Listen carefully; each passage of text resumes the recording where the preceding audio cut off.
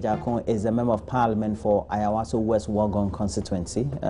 He's been a former chief executive for now the FDA. Thanks for joining me, sir. Thank you. All right. Thank you. Thank you for having me.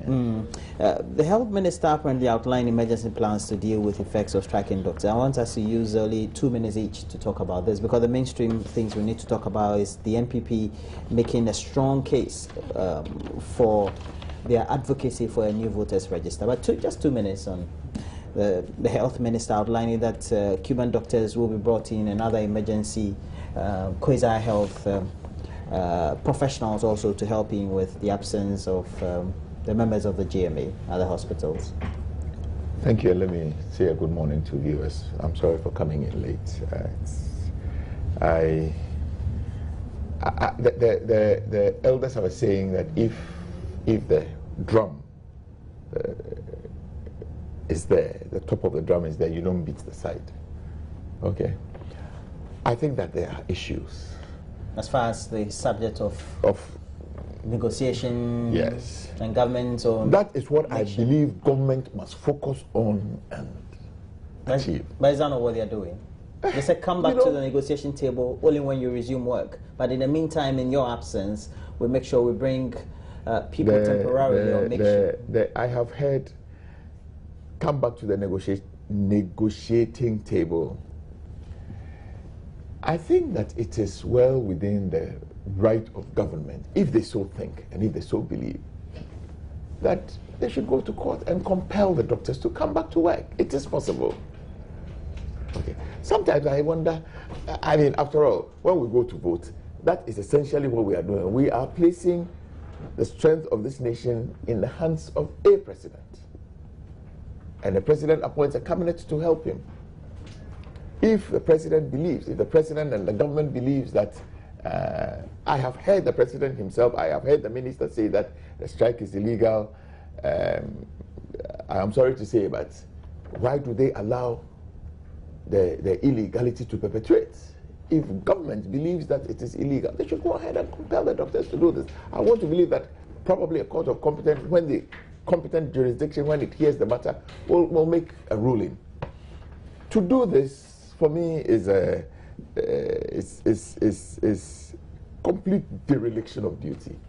The second thing is, I love when I hear issues about, let us go and bring retired doctors. Where are they? Who is a retired doctor? Really and truly, let's ask ourselves. Number two, they say that they want to go and bring physicians from Cuba.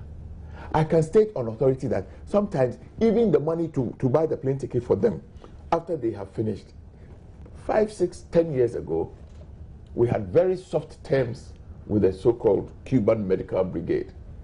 Everything has changed and everything is priced commercially now. And the people in the Ministry of Health know. Proof of it. Recently, they wanted to take 200 students or so to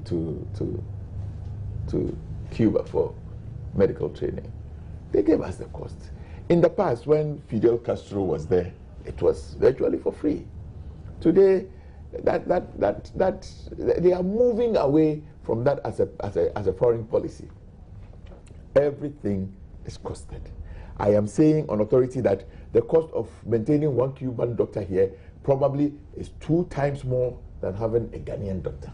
For me, it doesn't, when you do the cost-benefit analysis, it doesn't make sense. I think government must sit down and resolve the problem it has with the striking doctors.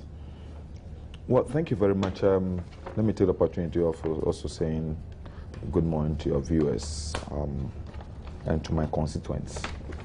Oh, let me say good morning to my constituents. Let me say that for you. Thank you. To the people of Ododio and the people of Ayawaso West Wuogon, we say good morning.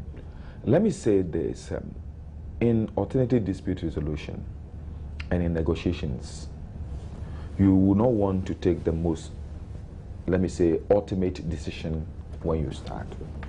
You always want to give the person the opportunity to meaning what accept. You are leaving some space. Yes, you want to give room for the person to come, so that the person will not be compelled. There will not be a force or coercion to let the person come to the table. When a person does that, what a person will be doing is that he may be accepting the process of negotiation reluctantly or under duress. Government has so far shown commitment to want to go the full mile, implore on the conscience and the hearts of the GMA for them to come to a negotiating table. It's unfortunate that they've taken this intransigent stand.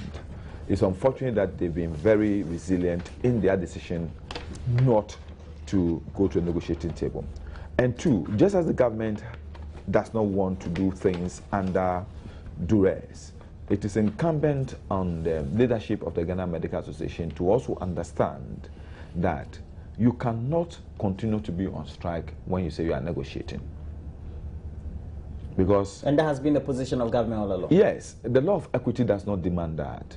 So I will ask that in this time, if they truly believe in the oath they took, if they truly believe in the fact that they've committed themselves to serving this country, then it will be expected of them to accept the proposal, to go to the negotiating table, and then air out their problems. But Mr. Lante Van der Poel, we've been told consistently that that very position of government, indeed, which is the current position of government, does it inure to the benefit of the whole process of negotiation in itself? How? Well, come to the table, let's all sit down, we have a common arbiter. Well, you take a certain position and say, if you don't go back to the hospital or the health facilities in which you're working, ultimately... The principle of labor and principle of negotiation does not permit one side of the negotiations to take an intransigent stand in order to coerce the other side to come to negotiation. In other words, not to hold any of the parties to ransom. Yes, you all should come and then start negotiations. And then when you put out your demands and the other side thinks that these reliefs are not possible, then they also make negotiations. There will be offer and counter offer at all situations before we reach a point where others or all of us will accept a common ground. All right. So I think that in as far as government is committed to negotiations, the doctors must also soften their stand, resolve to resume work, and go to the negotiating table.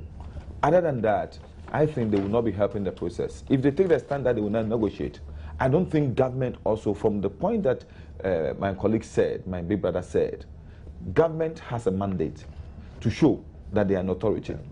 So if you continue to decide, well, if government also say that we will not be coerced into negotiating, then we'll continue to have this let me say, deadlock. Okay. But I don't think it is in the interest of anyone. All right. The doctors should understand that it is not my family alone which is suffering. Their families are also suffering, wherever their families will be.